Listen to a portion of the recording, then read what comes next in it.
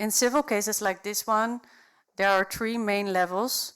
The first one is the district court, called the rechtbank. This is the court of first instance and it hears the facts and legal arguments. Then we have the court of appeal. If one of the parties disagree with the decision of the district court, they can appeal, and this court reconsiders both the facts and the law. And then finally we have the Supreme Court. This is not a court of fact, but a court of law. So the Supreme Court doesn't ask who is right or what really happened. Instead, it asks, did the lower court apply the correct legal standard? And is the judgment sufficiently reasoned? This distinction is essential because it shapes how the Supreme Court approached the issue in this case.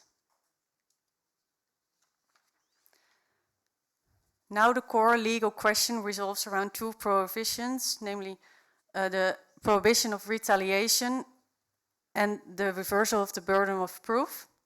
And Article 70E says in simple terms, a reporting person may not suffer retaliation for reporting a suspected wrongdoing as long as they had reasonable grounds to believe their information was correct and of the time of the report. Article 70EB from the Act then adds a crucial procedure rule. If a reporting person does experience retaliation, it is presumed that this retaliation was because of the report. It's then up to the employer to disprove this link. So instead, the whistleblower having to prove that I was fired because I reported something, it's the employer who must show that I fired this person for other legitimate reasons.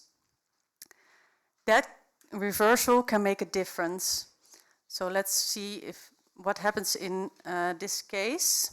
The facts of the case. The case involved an employee of the employer. It's called the Omgevingsdienst, a public environment agency. The employee started working there on the 1st of January 2021 as a legal advisor. After some time, the employer became concerned about the performance of the employee around late 21 and 2022. In February 2022, the employee reported a misconduct by two colleagues.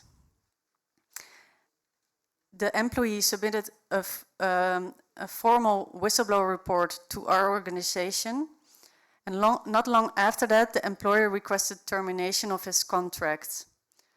The employer cited the culpable conduct and a disturbed working relationship as reasons. The district court granted the request. The employment ended on the 1st of May 2023. The employee believed that this termination was retaliation for his whistleblower report and appealed all the way up to the Supreme Court.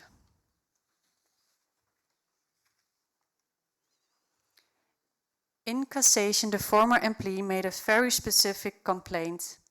He argued that the Court of Appeal had applied the wrong legal standard under Article 70EB.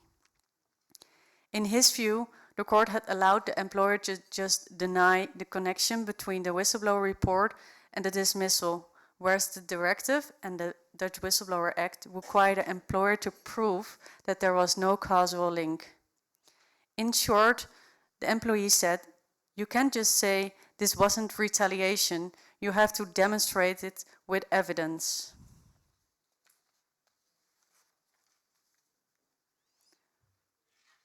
So the Supreme Court rejected the complaint and upheld the lower court's decision, but also took the opportunity to clarify how Article 70EB should be interpreted. The court said, yes, the employer must do more than simply deny the presumption of causality. To rebut the presumption, the employer must prove the opposite, that the disadvantage suffered by the employee had nothing to do with the whistleblower report. This interpretation is consistent with the EU Whistleblower Directive, particularly Rectal 93 and Article 21, Paragraph 5, which emphasizes effective protection. In other words, the burden on the employer is real and heavy one. They can just say it wasn't retaliation. They must show evidence that there was another reason for their decision. This point might be sound like technical, but it's vital. If the burden of proof were not reversed, a whistleblower would have to prove the employer's motive. That's nearly impossible, I think. Employers don't usually admit, yes, I fired you because of the report. So the reversal shifts the balance and give whistleblower a fairer chance. However, the Supreme Court also recognized the employers are not defenseless. If they can prove convincing evidence that their decision was based on other legitimate grounds, they can still win the case. And that's actually what happened here.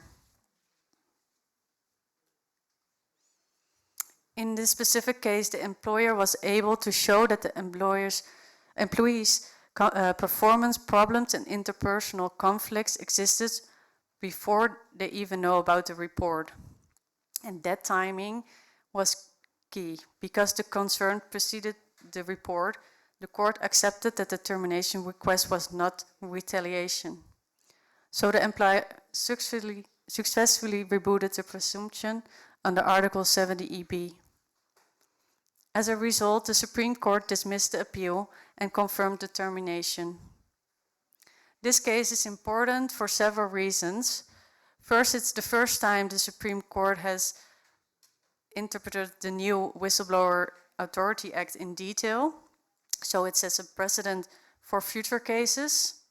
Second, it confirms that Dutch law is aligned with the EU directive. The court even said that there was no need to refer to questions at the European Court of Justice because the interpretation was clear.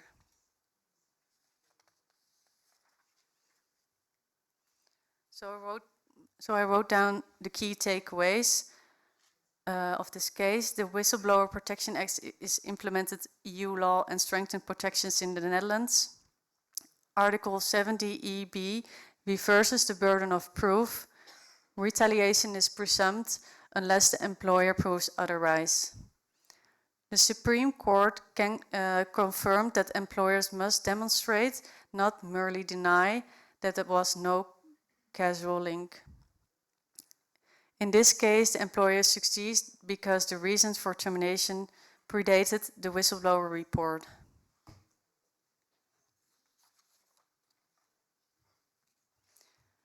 So in our opinion, this is a clear and firm decision by the Dutch Supreme Court, especially in the light of the EU Whistleblower Directive and the accompanying burden of proof rules. Whistleblowers are in vulnerable positions. Employees who report wrongdoings often face the risk of retaliation. There's also the fear of speaking up. Without a strong rule of the burden of proof, legal protection remains largely theoretical. The employer must show clear evidence that the decision was made for legitimate, independent reasons, not as retaliation for a protected report. An employer has access to internal communication, personal files, and documents, so it's fair that they must prove that there was no causal link. This is the key takeaway from the ruling. Employers must not only present an alternative explanation for their actions, but must prove it.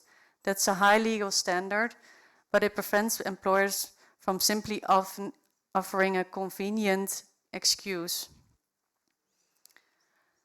So what we see when we demonstrate the absence of a causal link between reporting and dismissal, the timing of report become very crucial. This is also the case we see in our investigation. However, the timing of report often cannot be reduced to a single moment or a specific day, while the court do rely on this. I would like to ask you, how do you think about this?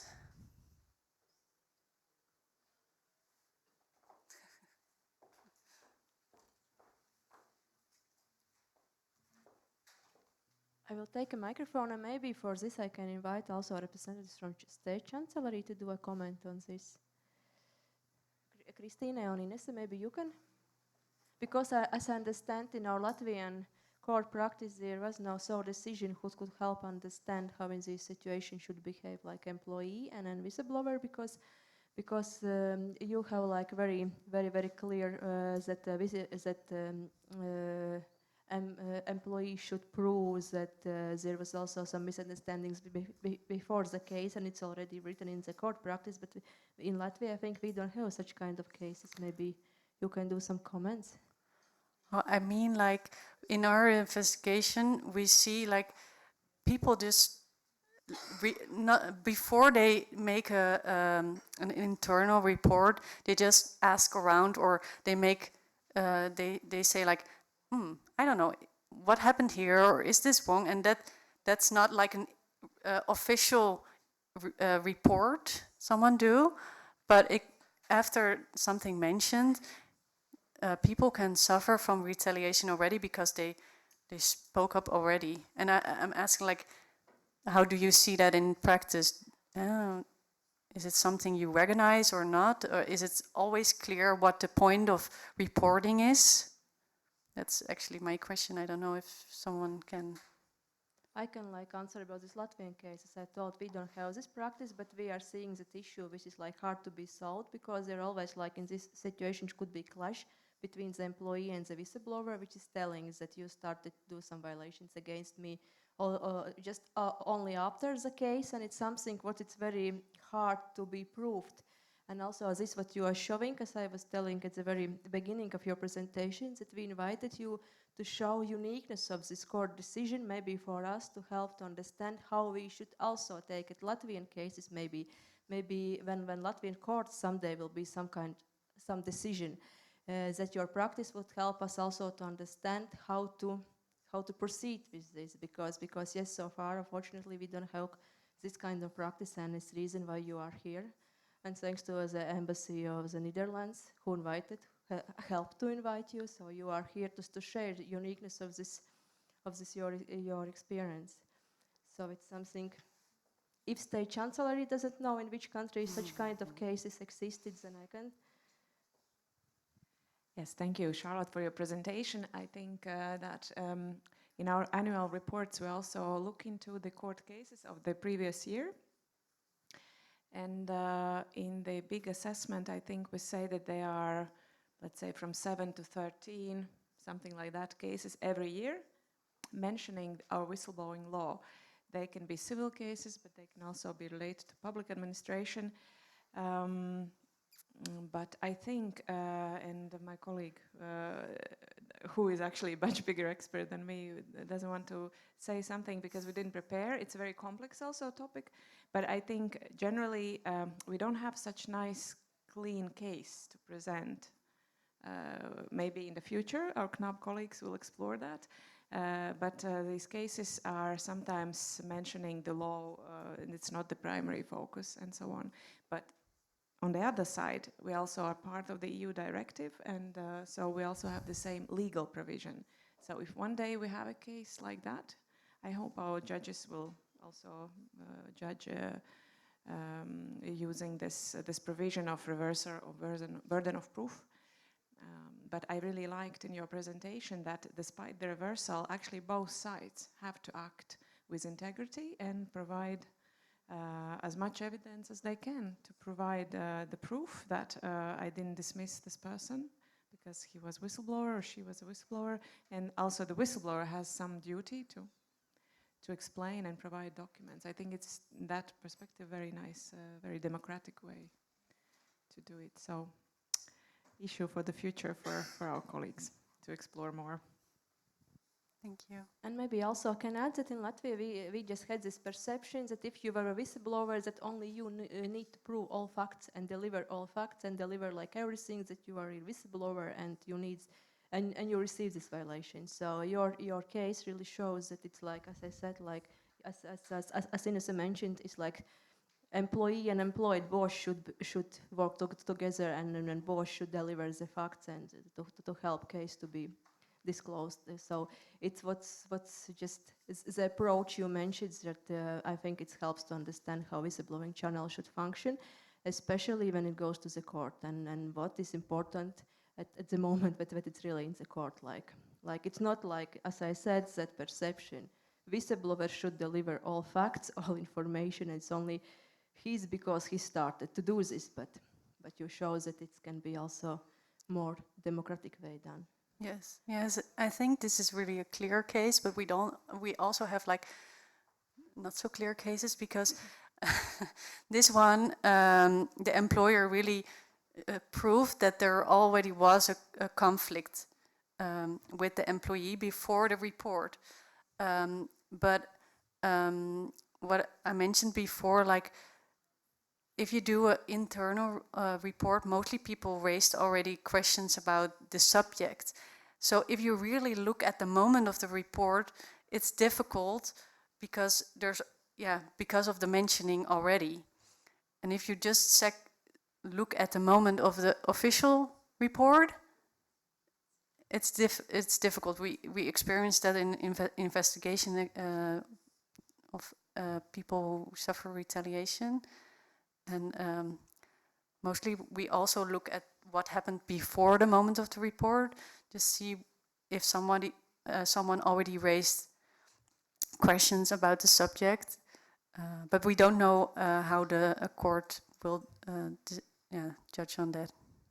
But I can also congratulate you because of this court decision. You use this good experience, and like you know how to now do this. I can't say court decisions, but how to improve the system, and also this internal employees what they also need to think about that they also are responsible for showing some evidence, and I think it's also most important also for the educational purposes in all these organizations in which this whistleblower channel should be integrated. Definitely. So it's like something. I see some hands, maybe some two questions. Yeah. I have one. I'm giving. Thank you. Yeah, actually, like my comment is more like to the opposite of what's been said, because I think this decision is like can be rather problematic. Because, I mean, 2 points is like, as we mentioned before, is like whistleblowers don't necessarily know they're whistleblowers at the beginning. They just talk to colleagues, they're trying to understand what's happening, and that goes to the person who is responsible, and eventually they know. And very often what happens is like preemptive retaliation, right? It's like you do it before they do the report. This way you actually can say, oh, but it's not because of the report. It happened before, it has nothing to do with the report, which is like actually a well-known tactic.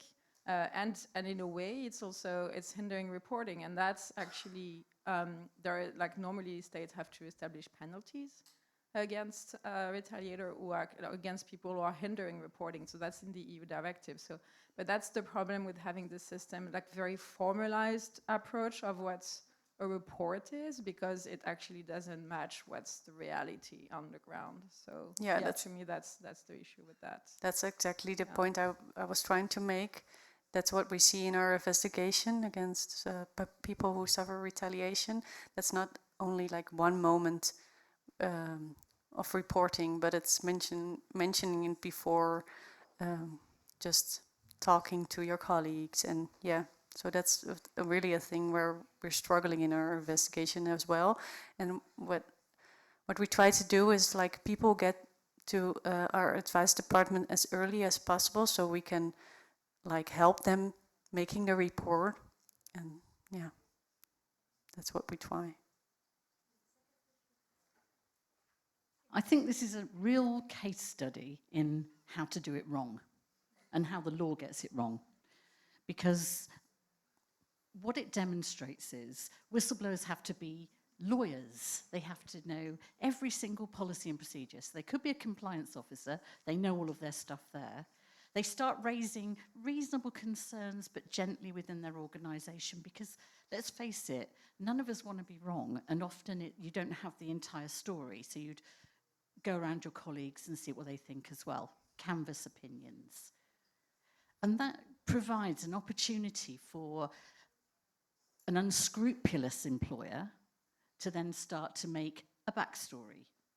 And I think that's what's happened in this position. But more importantly, when we're talking about these cases, the EU directive is exactly like the Public Interest Disclosure Act in almost every way, including it says it's about your reasonable belief. So when we start talking about providing evidence, that goes beyond what the law says, either in Latvia or across the EU or in the UK. It's a reasonable belief because most people don't have that evidence, don't have access to it. They just have a fraction because of the work they do. Only the chief exec might have access to it, but they're usually not either. So I do think that in a group like this, we're all seeing the problems, but we're not thinking more clearly about what the solutions could be. And my takeaway from what you're saying is we have to take all of this out of the employment tribunal, and we have to be looking at, because this case doesn't take any account of what did that person whistleblow about and what happened to that whistleblowing. This is all about the emphasis on the person who gave the instruction, and I'm afraid that this will do the same as many of the other cases that hit the press. It'll stop those people who want to talk out from coming forward, because the onus on them is just too great, despite all of the brilliant work that people are doing. So rethink. I can say that in Serbia, we've had similar cases, but I will also like to stress that we had a case where a person, a whistleblower, said that he had heard that the head of a public utility company was overpaying for gas. And he sent an anonymous report to the prosecutor's office, and they started investigating. And the employer found out that somebody has been leaking information to the prosecutor's office, and this guy was moved to a lower position. He won his whistleblowing case, and the head, the director of the public company, and the CEO of a private company that was selling the gas are on trial now. But in another case in Belgrade, an employee of the Ethnographic Museum in Belgrade, this was like 10 years ago, I think, she reported that the director of the museum was abusing funds, including that she threw a wedding party for her son at the museum.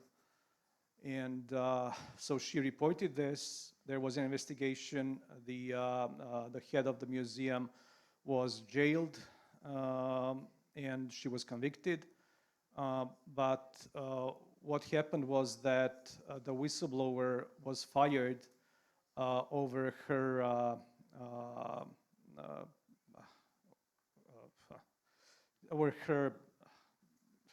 she basically threw a paper with a decision to suspend her at the director, and it was over her. There was a disciplinary hearing, and she was fired. And the court found that this was in line with the law, that this was legal, although the whistleblowing preceded the incident.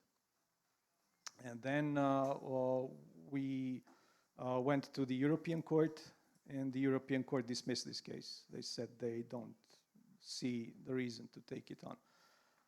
But I would also like to say that, so in Serbia, you're covered if you're seeking information to blow the whistle. But sometimes the courts don't really see the need to protect the whistleblower, even though the employer and the power is on the side of the employer to, like Georgina said, to make things look bad for the whistleblower. And sometimes the courts don't really see this, and it's a long way to go to educate judges on this. So yes, that's it. Thank you. Thank you. Yeah, maybe I want to mention one more thing. Like, it was a really good point about the reasonable grounds. What's reasonable beliefs? Okay. Do you mean like the belief you need to have to blow the whistle, or? Yeah. So it's not demonstrate evidence. No. Just that they have that motive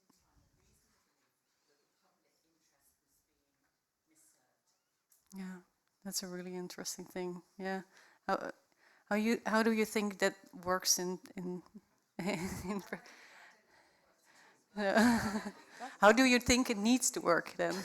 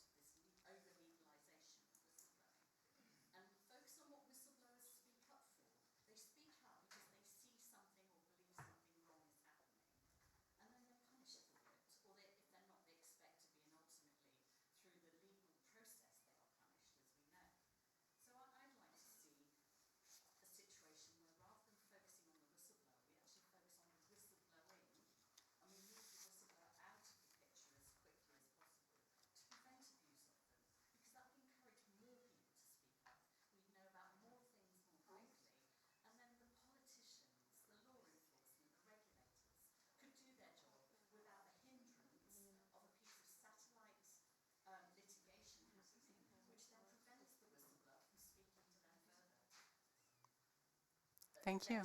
Yeah, no, it's a nice thought. Thank you. Yeah.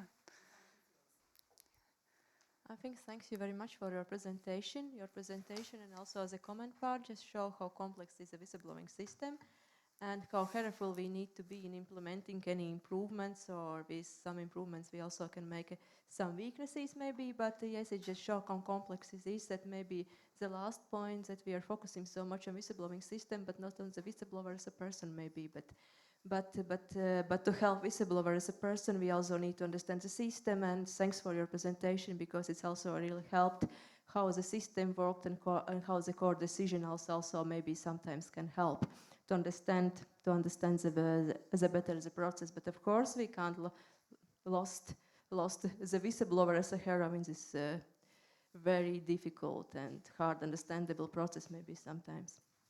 Thanks you one more time for your presentation.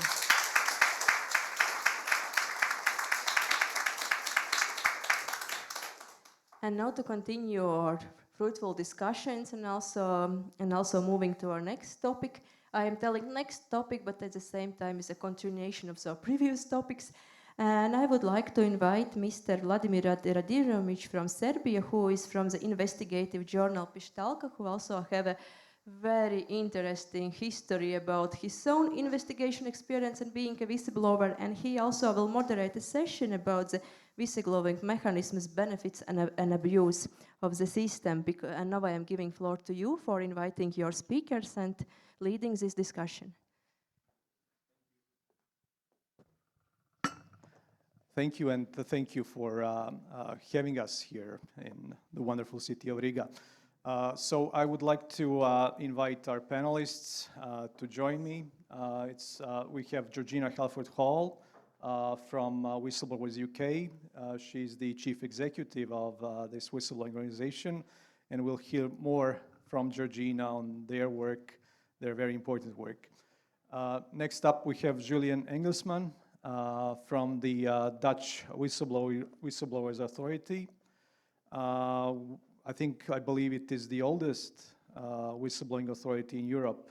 I don't think I've heard anyone that's older than you, although you're very young. So please come on. And finally, we have one of our hosts here from Latvian Department of Corruption Prevention and Combating Bureau, Karina Polanska, who will talk about the Latvian experience.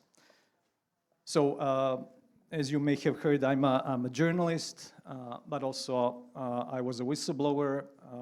In 29, with a group of journalists, we blew the whistle on censorship and corruption involving the Prime Minister of Serbia, and this was at Serbia's largest newspaper, Politika.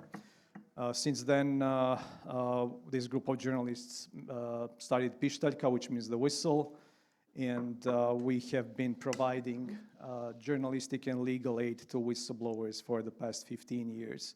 We have journalists and lawyers working together to assist whistleblowers. But let me start by asking our panelists to introduce themselves. Karina, will you introduce yourself and your organization? Thank you.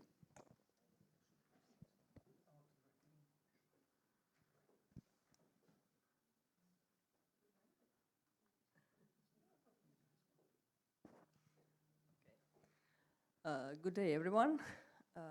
Yes, as was told, I am from Corruption Prevention and Combating Bureau, and as it was told from at the beginning of this conference, my institution is taking over from the state chancellery the new function, and we will become the institution which is contact point for whistleblowers in Latvia. For me and for us, it is new function. Even all these years since the whistleblower law is enacted in Latvia, my institution deals with whistleblower reports, and we are one of the first or the second after tax department institution which receives the biggest amount of the reports. So we have enough big experience, long years to proceed with reports, also investigating the situations and bringing cases to the court or in different ways to close the information we receive through the channel of the whistleblowing. Thank you. Just one brief question. Do you expect to have a lot of work? From one side, yes, because it is something new. We should get knowledges, and state chancellery helps us to understand what we will have to do. But as we already do the part of the work, and CNAB already receives a lot of reports, this amount probably will not grow progressively 2 times more. Even we will work on this, and we suppose also to think about how to use some digital platform to make our job easier, and to make the person can report in an anonymous way, and the system proceeded. So we will bring more guarantees for the anonymity. So we heard from Natalia in Ukraine about their platform, so maybe something to look after and use as an inspiration. As an inspiration, we know about the platform in Italy, the digital platform. We were very inspired by this because the data are encrypted, and the person of the institution who proceeds the data doesn't see the who reported, and if the institution should know who reported, there is a procedure to get these data. So it is not so easy, because presently in CNAB, in my institution, there are 2 persons who receive data, and they see who is reporter. So there is always the risk the information go out. Even till now, we didn't have these problems, but less people know, better it is. So I think the digital platform which provides for anonymous reporting is the best solution. Yes. I believe that Italian institutions use Global Leaks as their anonymizing platform. Yeah. Thank you, Karina. So Georgina, tell us about Whistleblowers UK and yourself. How did you become involved with whistleblowing? Thanks, Vladimir, and I'm sure everyone's probably heard enough of me already, but hang on. So Whistleblowers UK, we were established 12 years ago this month, and I blew the whistle back in 2010. And it was not as a worker, not as an employee, but as a mum, because there were allegations that there were paedophiles at a school. And you'd think everyone would jump up and down and they'd want to go in there and investigate and protect the children. No, they sent 7 armed police officers, well, riot gear clad. They didn't wear their helmets, I think that's polite, to come and arrest me with 2 police cars and a police van. I think that's quite impressive, really. I spent 6.5 hours in cells, an equal amount of time being questioned, and ultimately I was charged with handling stolen goods, data protection breaches, and they even thought they'd throw in a bit of official secrets, was military schools. I was on bail for 9.5 months, and I stood trial that lasted all of about 5 minutes because the CPS, the Crown Prosecution Service, had decided, having all of that time to consider things, a year almost to the day, that actually I hadn't done anything wrong and there might be a problem at the school. To this day, there's been 1 arrest, or 2 arrests actually, whistleblowers from that school. None of the staff have ever stood trial. So Whistleblowers UK is very much part of my being, it's part of my fabric, and we have a large group of people. We have over 180 members of our organisation, most of whom have been whistleblowers, but increasingly we're encouraging professional people and global people to join, and we're really picking up the pace. And we recognised from really early on that we could keep helping whistleblowers, but on a piecemeal way, because each one requires a massive amount of resource. So we thought, how do we solve the problem? An office of the whistleblower. Not like the Americans, we are British. And we determined that we need to put protection first, including anonymity. Talk about platforms in the wider thing. Then we looked at, well, everyone moans that nobody's held to account. You know, I'm still sitting here moaning that nobody was held to account about abusing children. So we said we need investigations that are commissioned and overseen by an office of the whistleblower. But that's not enough. Back to accountability. Those people responsible must be held to account.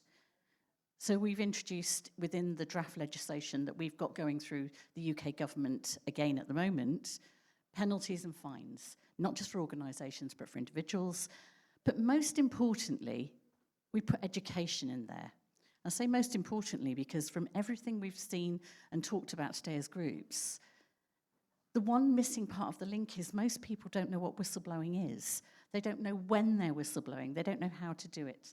So we need a central office of the whistleblower, and I would like to say as part of a global initiative to ensure that everybody understands this stuff. And it's not something we hide in a corner and around the water cooler saying, I think I've got a problem. It's something that we can all be honest and upfront about. So that's really enough about me. I'll move on. Thank you, Georgina. We now move on to Julian from the Dutch Whistleblowers Authority. Speaking of central authorities on whistleblowing, you have a pretty wide scope of work. What is it that your office does, and how did you get involved? How did you start your job there?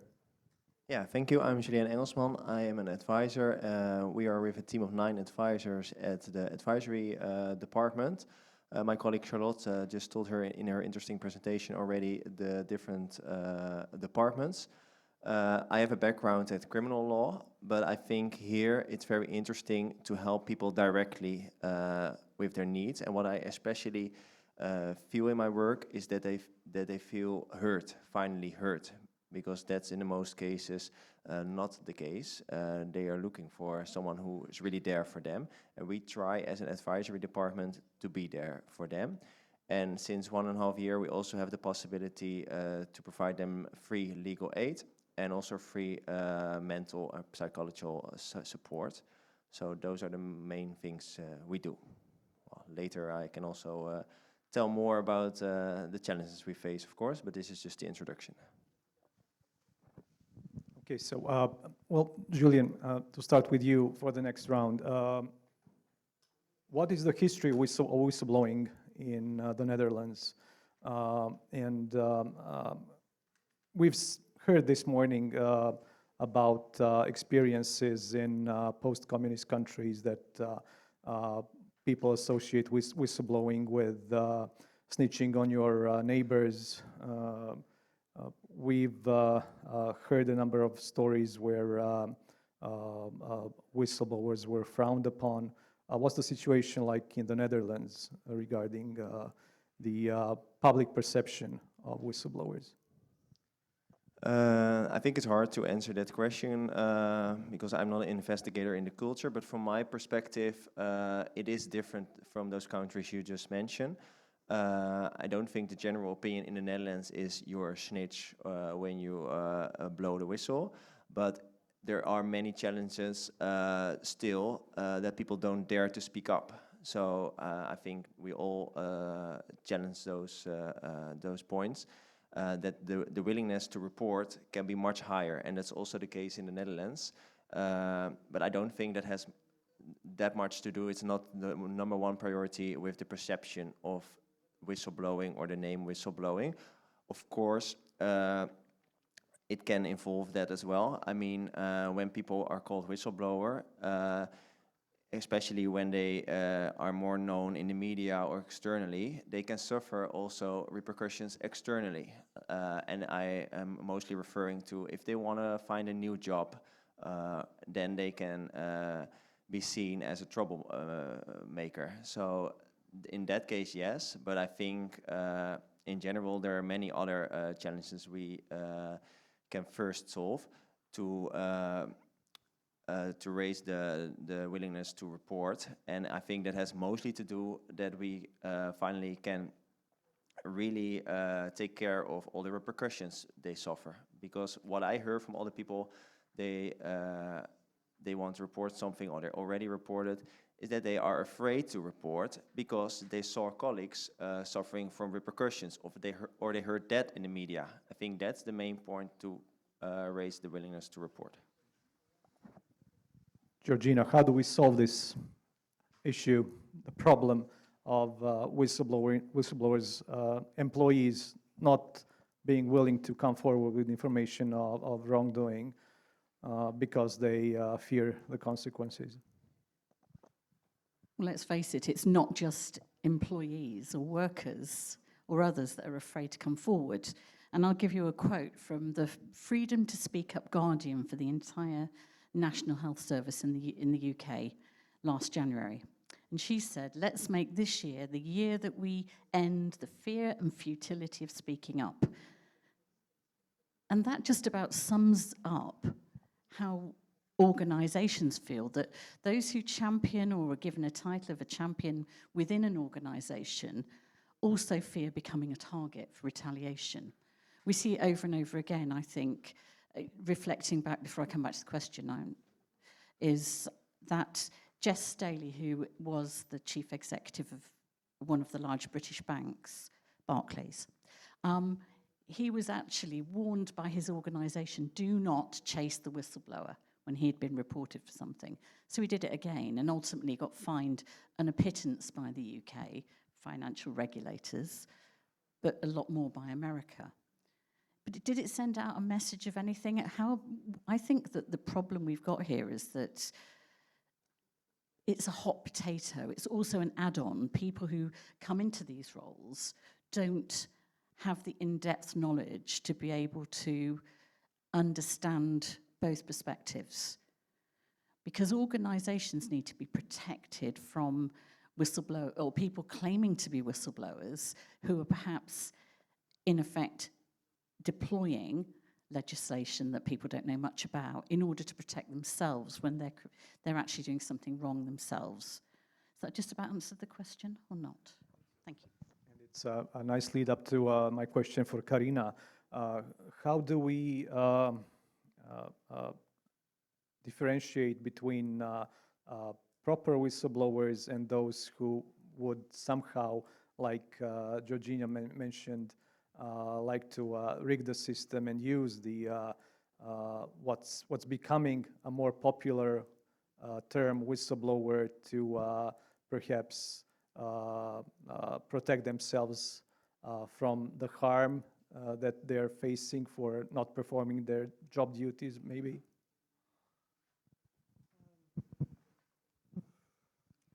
Actually, I don't have so big experience on this, but what I see from the numbers, we don't know actually the real situation on this matter, because probably many cases do not arrive to the public. We don't know. They remain inside the organization or institution, and the cases came out.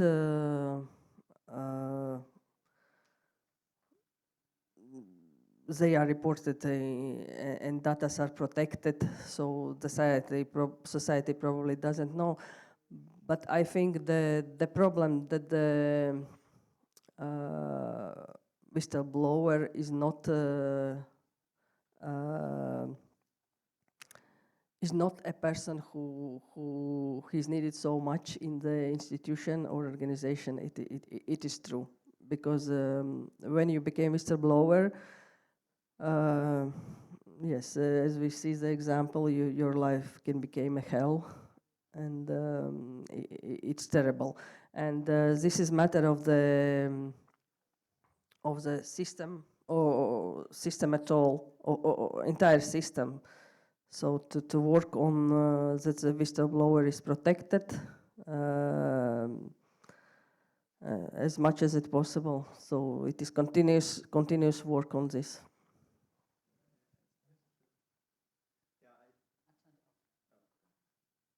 I think it's on, yes. Yeah, I just want to add that in our view of the Dutch Whistleblower Authority, we also really have one department that focus on how to improve your organization. Because in our view, of course, it's the best if the whole report stays internally and it gets solved and handled accordingly. Of course, in many cases, it's not the way it is, but that's also something we are focusing on, because not only for the employer it's better if it stays internally, but more importantly for the potential whistleblower, for the whistleblower, it's also much better if it stays internally and the employer can handle it internally properly.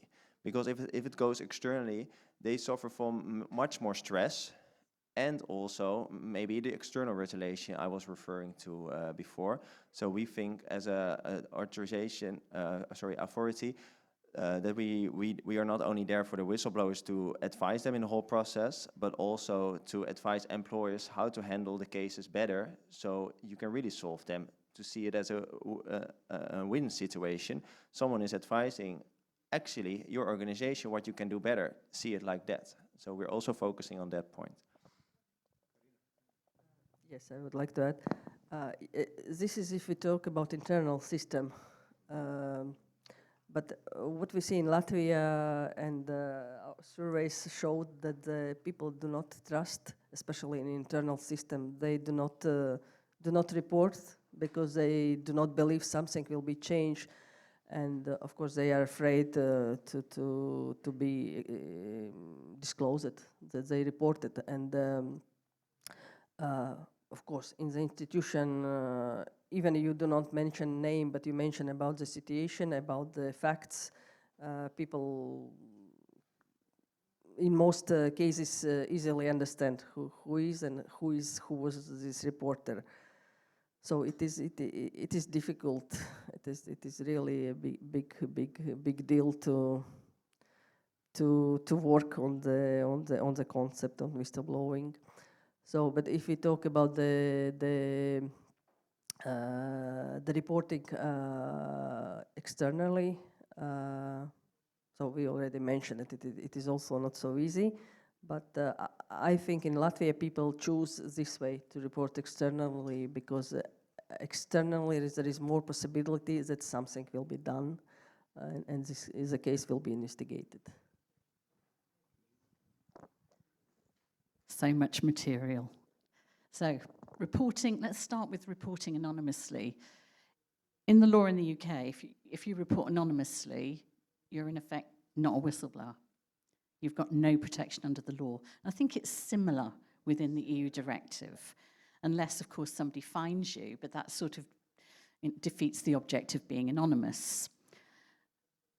There is an issue around culture here, and I think terminology, and this whole issue around the word whistleblower, but I'm going to keep with the theme of internal reports, because we also work with organisations, often after they've had a very bad experience, and then they want to improve their reputation, demonstrate that that was somebody else's problem and they're going to do it right. And I'm all for that.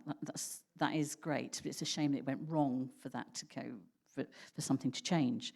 But people that we meet at Whistleblowers UK, I don't think I've met anyone for years who reported first outside of the organisation.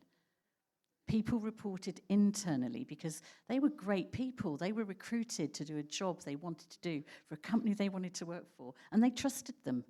So they thought, I'm going to tell my boss, and my boss is going to be really pleased. They're going to do something. And then it all goes wrong because everybody starts looking over their shoulder as the reality with internal reports. The thing that happens too often is non-disclosure agreements, settlement agreements, which bury the wrongdoing. So all of us in this room are carrying out our lives without half a clue of many of the really awful things that are going on. And part of the reason I met the British Embassy out here is because we were supporting with some information from somebody who had reported internally but had been ignored. And then it was picked up and worked with. But we shouldn't have to go that far. And I think this is where we come back to the law. My favourite subject is the law needs to look at the whistleblowing, but with absolute protection for the person speaking up. Because it doesn't matter if they are a mass murderer in the rest of their life. If they are bringing forward information that exposes wrongdoing, the whistleblowing law needs to take that on board, because we've got all sorts of other law that deals with the mass murderer side of their characteristics. So I think that we have to have much more public-private partnerships around internal, external, and reporting out, and ensuring that organisations are indeed showing their whistleblowing colours and being prepared to demonstrate under the statute that they're doing the right thing. What you're saying, Georgina, is what we are seeing in Serbia with our clients at Pištaljka. Out of the people who approach our helpline, 3/4 have gone internally first. Although our law states that internal and external whistleblowing are the same, so a whistleblower can choose whether to go internally or externally first, unlike the EU directive, which gives precedence to internal whistleblowing. But speaking of external whistleblowing, blowing the whistle, reporting corruption or other forms of wrongdoing to the institutions, to government agencies, how do we build trust? How do we ensure that whistleblowers are protected and are safe to report to an external agency? Julian, will you take? Yeah, thank you for the question. Well, I think it counts both for the internal reporting channel as for the external authorities or inspections who take care of the reports externally. First, take it seriously. It's a very easy answer, but of course that's the point. And also keep people noticed what is happening, because what happens in real life, like I just said in the beginning, people don't feel heard, not at their work, but also sometimes not at external organizations. And the main thing is, if you keep them updated what you do or what you cannot do, I think that's already a big win. Because also those organizations have limitations. They have to investigate, they have capacity problems, maybe legislations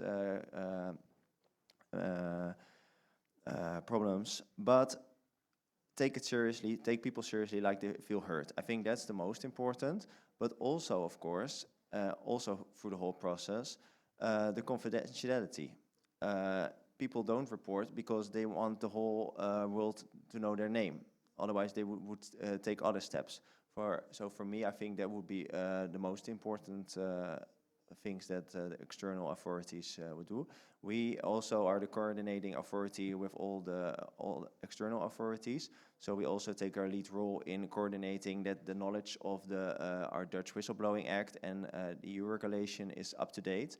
Because what you see that people sometimes, if it are lawyers, labor lawyers, but also the people working at these external authorities, they have very good knowledge about their specialized field, and that's also what the whistleblowers and what we need. But they don't have the knowledge about this regulation, and I think that's the last point I wanted to add, which is also very important.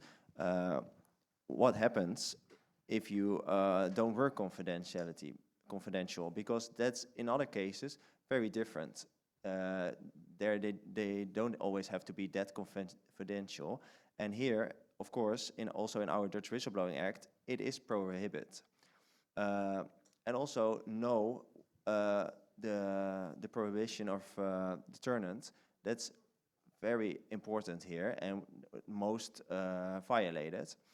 And last thing I would like to add, and for me the most important topic, which I also come across every day in my work when I talk to the people, is have some power to also sanction when people, employers or other organizations don't listen to the rule of law and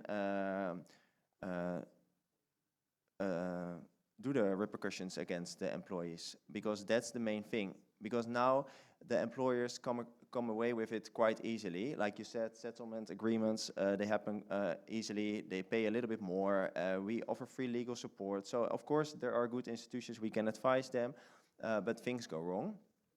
But if we could really sanction employers who don't listen to the law, I think that would be much more effective.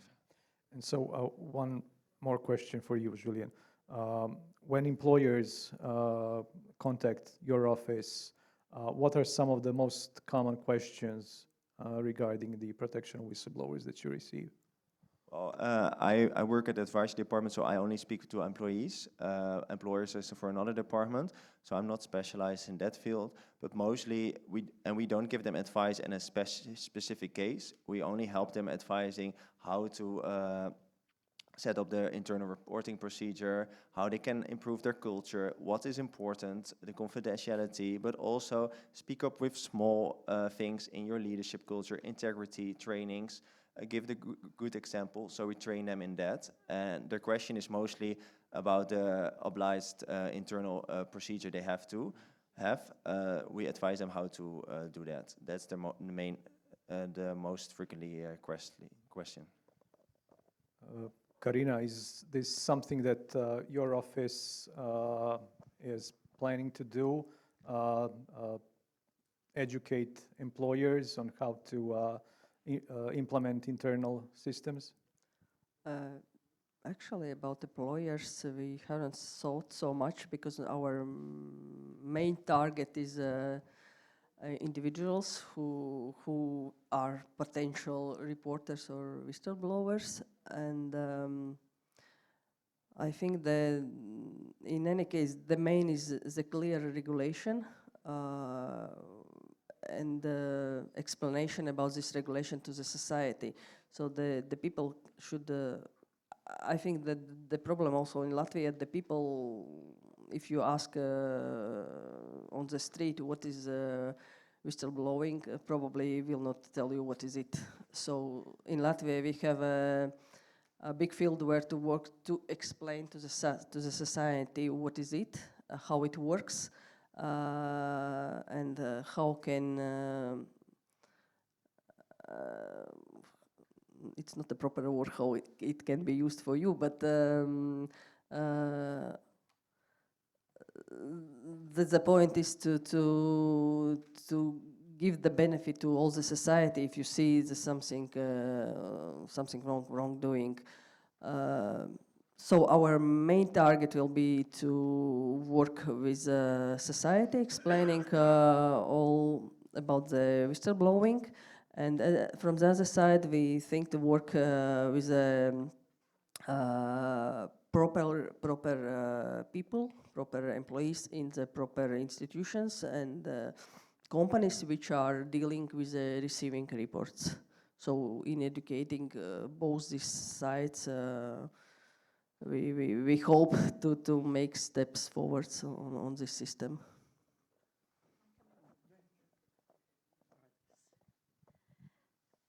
We've had whistleblowing legislation in the UK for over 25 years. Makes me feel very old because I was there at the beginning. But regulators or prescribed persons, and I think there'll be a few of you in this room, whether you know it or not, that fall into that category, are meant to be there to not only collect this information and allow whistleblowers to register with you, it's about then analysing what happens to the data afterwards. Now, I'm sure that I don't want to criticise anyone, but I'm going to start with a UK organisation. We have a number of people called prescribed persons that have to, 93 actually, who have to report every year to the government how many whistleblowing cases they received, how many they processed and what they've got left, and also what they did with them. Now, we looked at one particular organisation when we were interviewing for one of our reports called The Personal Cost of Whistleblowing and the Cost to Society of Ignoring It, all on our website for free. And this person said, we have got loads. I deal with them personally. And I went, brilliant.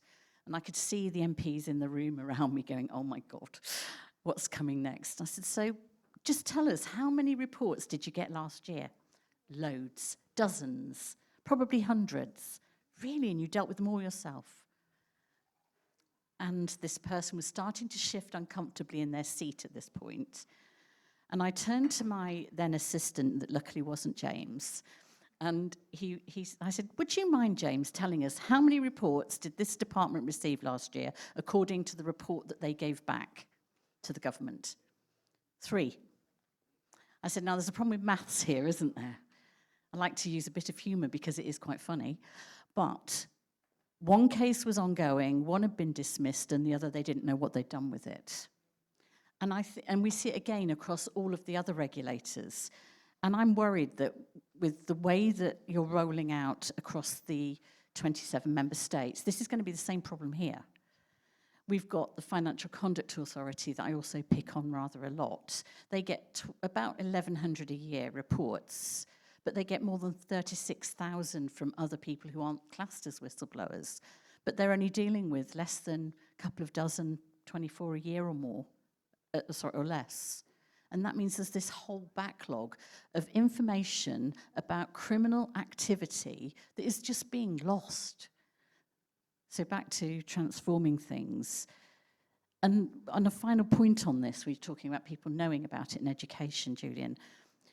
Protect, who are friends of ours, the whistleblowing charity in the UK, they did a report last year in a survey, and only 30% of the people they surveyed, and I think it was about 2,500, knew that we had legislation in the UK, let alone how to access it or what it was. So I think we've all got a duty as people who are experts or interested in this area to look at what the communication looks like here. Because having a whistleblowing platform does increase people talking to you and giving you information. But if the person receiving the report doesn't understand how to use it, if they don't then have the resources to do something with it, then it's actually a waste of time. Reminds me of when we do training for municipalities, municipal whistleblowing officers. On a number of occasions, we would ask them if they've had any whistleblowing cases, and they would proudly stand up and said, "We've had none."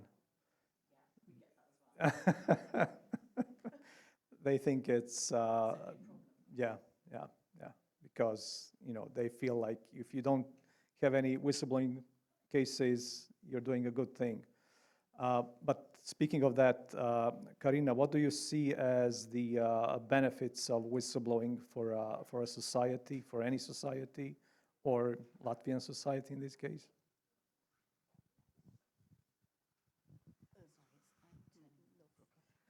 I think we already talked a lot about this benefits from good whistleblowing system for any country. So it is a way how to make all the society lives better, because the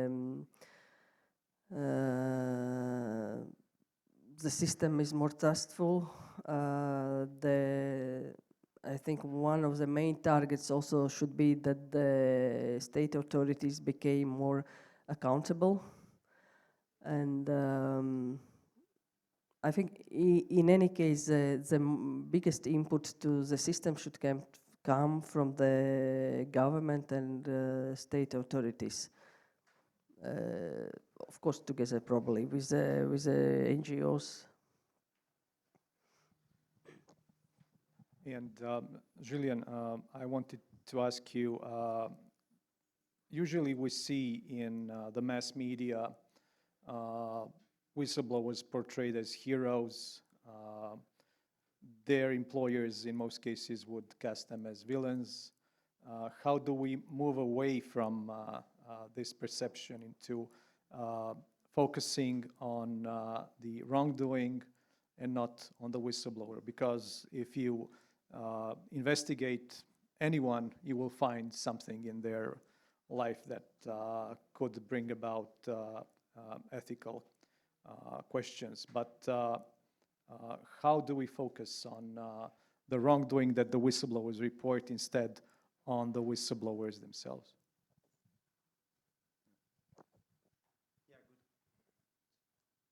Question. I'm not sure if I have a brilliant answer on this, but I think the answer is already in your question, because we have to focus on the wrongdoing and not on the person reporting it.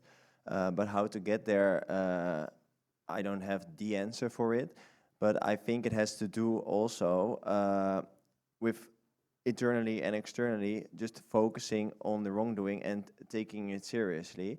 And also you're talking about the media. Yeah, it's often the person self who's seeking the media. And I think it's up to the media, and also maybe we as an authority can play a role in that they should also focus more on the wrongdoing itself. But it is a hard question, because people who feel the need to look for the media, of course, I 100% believe they do it because they feel injustice and they want the wrongdoing to be handled appropriately. But sometimes they also don't have a problem with being in the center of attention, and yeah, then it's hard, because then the person is still in attention, which would be better if it's only about the wrongdoing. But we don't work together with the media, because they have a whole different way of approaching, and we work very confidential.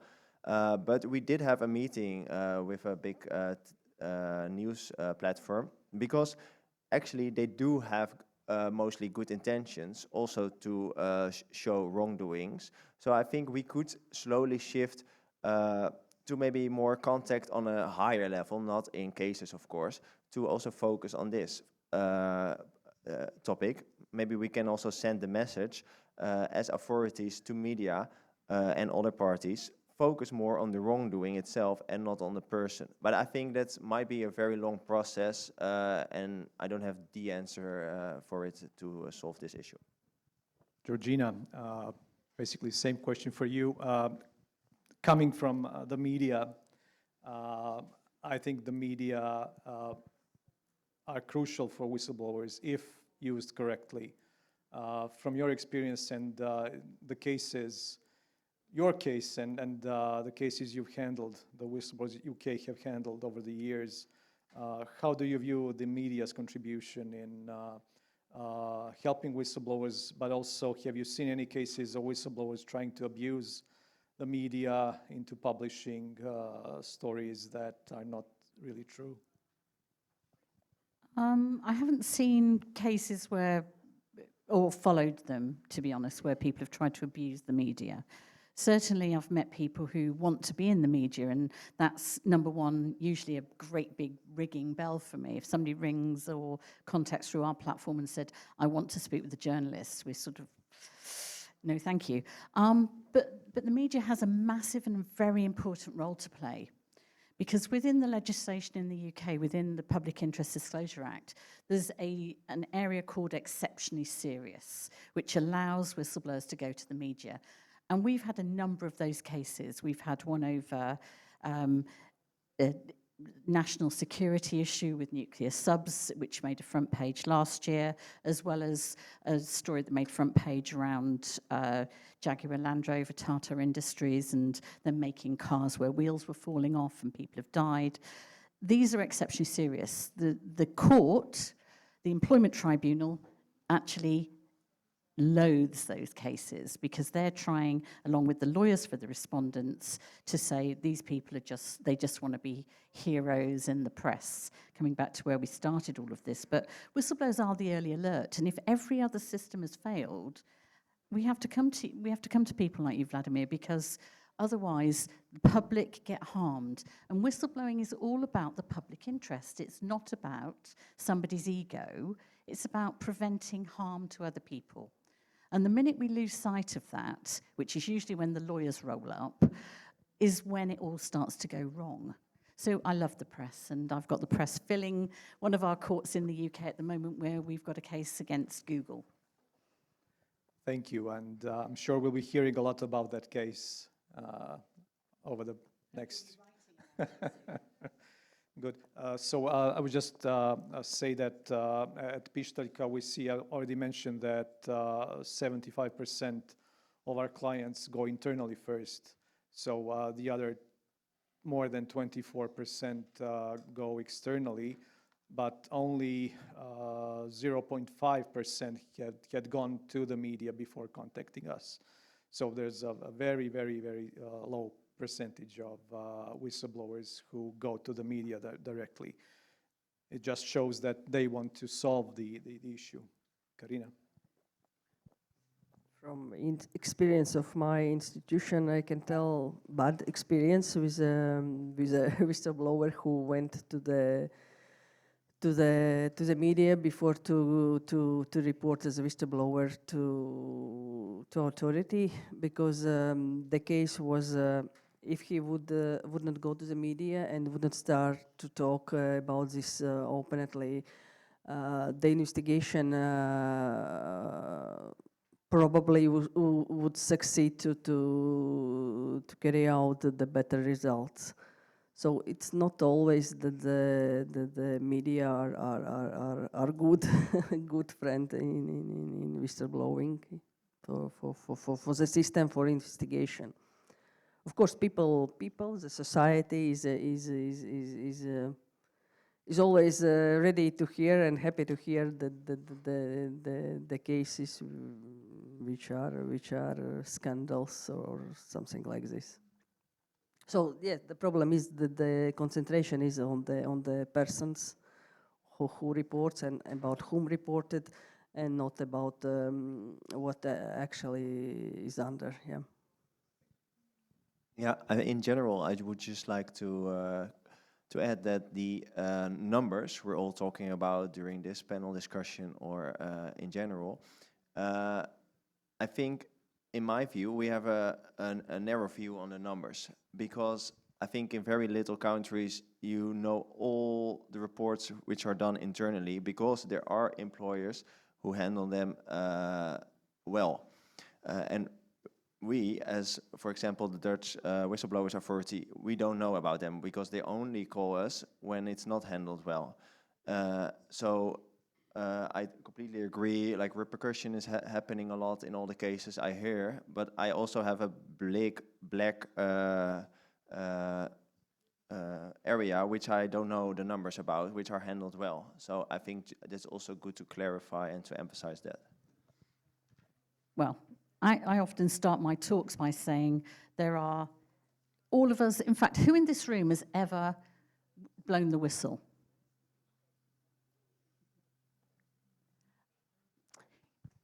I would guarantee every one of you has. This is what whistleblowers look like. Look at your neighbour.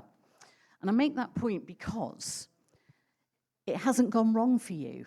You have spoken up about something you've seen, and somebody who should do something has rectified it. So it means it does work. But yeah, but what about the people who tried to speak up and gave up, and then because they shut up, their organisation just let them quietly leave and carry on as normal abusing people or trafficking or drug money laundering and all the other things we know about? Let that one hang. Whistleblowers are the vital element of a transparent society. Every single investigating authority I know says, Georgina, give me whistleblowers. And I'm sure they will say it to all of the organisations that we're talking to here, because they need that information. They keep forgetting that they're people who've got lives as well, so they are a vital early alert. Those who are inside are the ones we need to know about. And then there's one other thing, which is back to the press. You must, if you're going to work with the press, develop a really great relationship.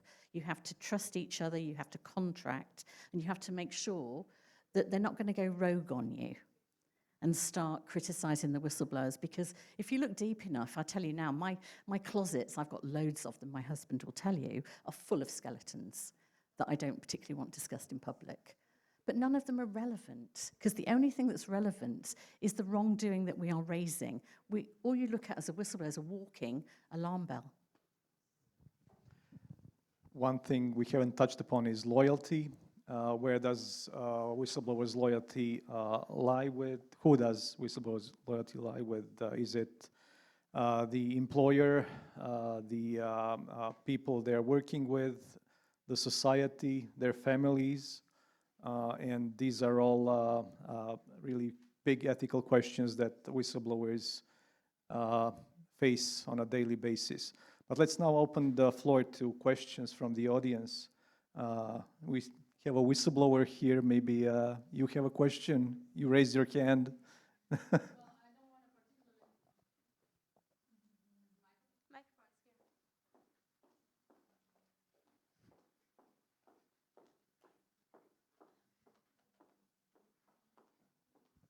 Hello, everybody. I don't want to particularly talk about, obviously, the case. However, well, first of all, thanks to the great panel and the way you expose. Actually, right now I'm working for the Office of the Prosecutor General, and thankfully, maybe a little bit because how to say, well, things have improved, and that I have seen since I joined, not because of me, but because of there was a state control report about how prosecution office works. And one of the things that have improved, I think, is the way we handle cases that come to us. Most of them, as far as I know, are because we are not the ones we are overseeing, so we're not the ones investigating, so they're being more transferred to the other institutions. There will be no question, so don't worry. And just a remark. One thing maybe, because I've had an opportunity over the lunch break to speak to people representing institutions here in Latvia, and one element that helps to improve, I think, the whole understanding is also the codes of ethics and in institutions.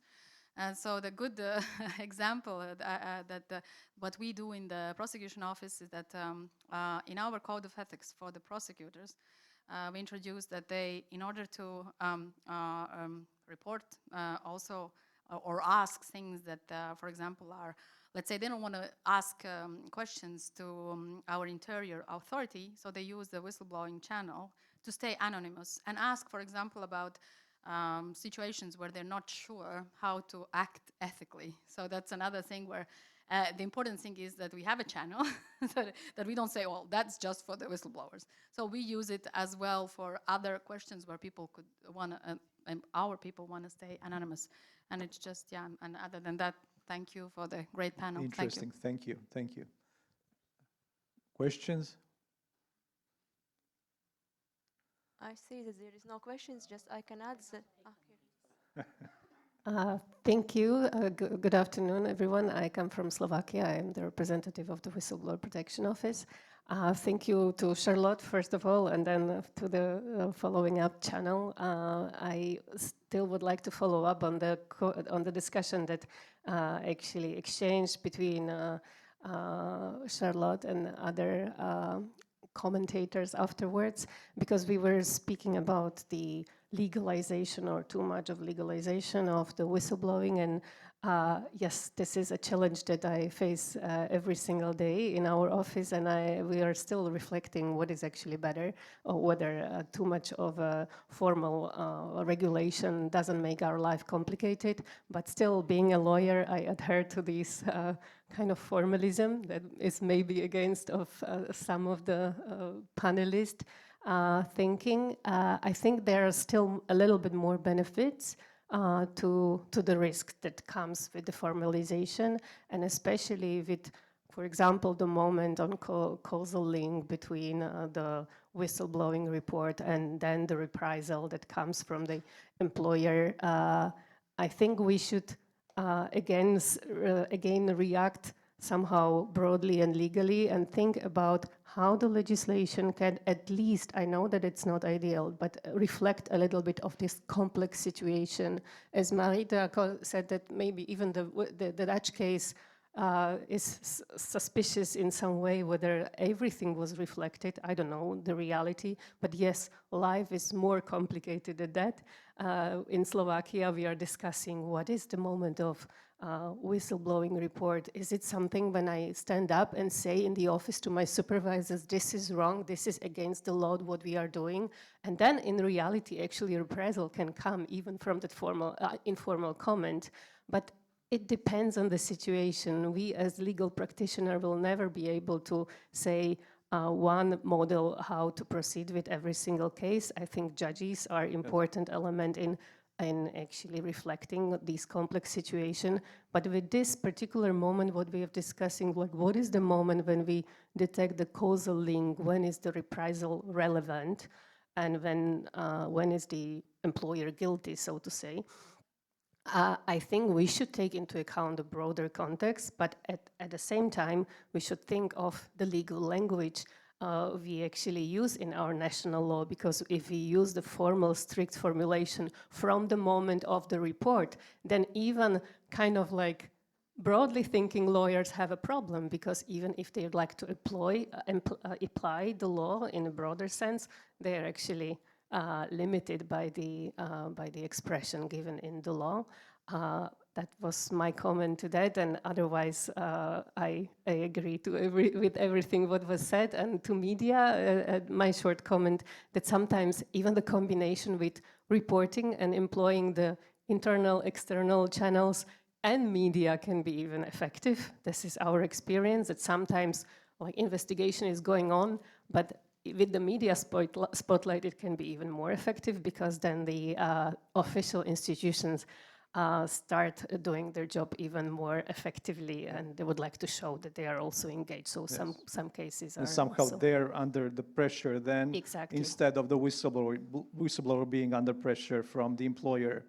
Then the media and the society put pressure on the employer. Exactly, and then the official investigation is actually going on, but it goes more quicker and more effective. Can I give you examples? In Europe, you've had Wirecard and you've had the emissions scandals. Both of those went through internal and external reporting, but it was only when the media got involved that action happened. So I think there's that triangulation is really important. And in terms of this thing with language, whistleblowers struggle from the outset, because when they come to our helpline, I'm sure it's the same with yours, that the first thing they tell you is the detriment that's happening to them. They feel like they are under pressure, they are being gaslit, they are being dismissed. It's really difficult for them to tell you what happened, to go all the way back. So by the time they're reporting, things have gone wrong for them personally. So I'm glad that you're thinking about the language, because I've yet to meet somebody who comes to us and said, I'm reporting something that in my reasonable belief tends to show that a crime has happened, it happened on this date, these people are involved, and there is a public interest. And our courts judge people on that. If they can't do that, they ask them things like, what was in your mind at the moment that you blew the whistle? And they're like, I don't know. I remember a case, sorry, Julian, in Serbia, a whistleblower who reported that the government was, that the Environmental Protection Agency was tampering with the levels of pollution, not wanting to tell what the real situation was with air pollution in Serbia. And our lawyers spent hours looking through hundreds of documents to find, because the whistleblower was out of his mind, he was under a lot of pressure, he was facing termination of contract, and so our lawyers spent hours and hours, and they found evidence that he had blown the whistle, he had reported this, and we won that court case. Yeah. So it's difficult. Yeah, I think we all have the experience that people just come to us in a very late stage when they suffer repercussions. And yeah, we really stimulate in the Netherlands that people call us much earlier. Ideally, at the moment, they think about, oh, what can I do with this situation? How can I report it?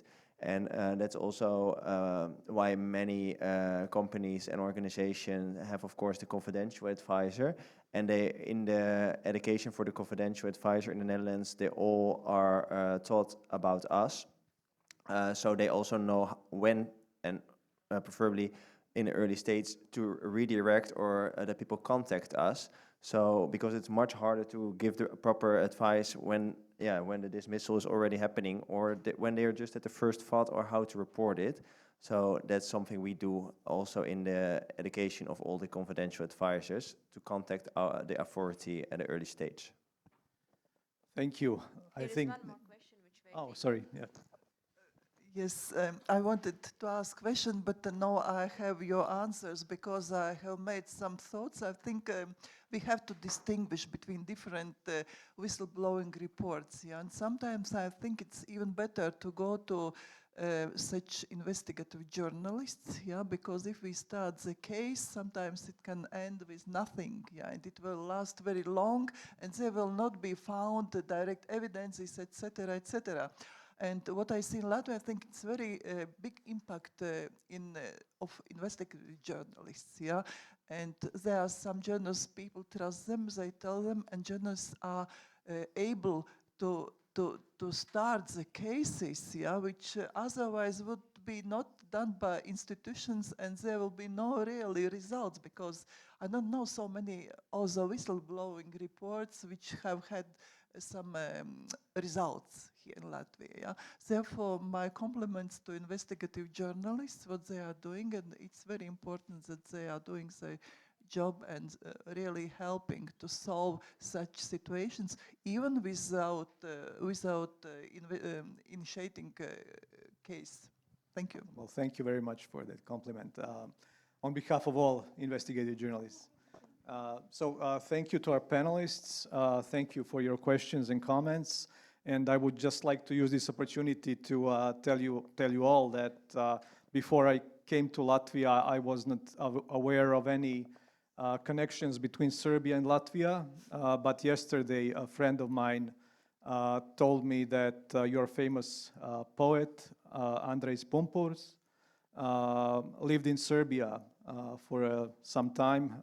He actually fought with the Russian army against Turks in the Serbian-Turkish War in 1877-78. And so he was inspired by the Serbian fighting for independence that he wrote his famous epic and started the national revival in Latvia. So I'm glad that there's that connection between our countries. Well, thank you. Thank you so much.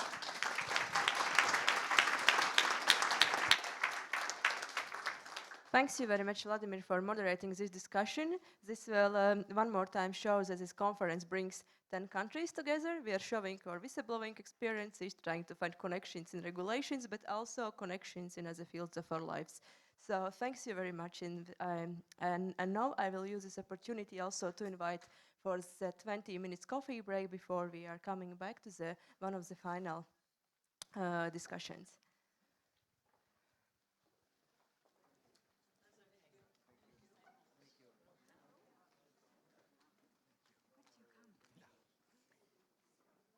I remember you come from the discussion about this confidentiality and I remember. But also this issue of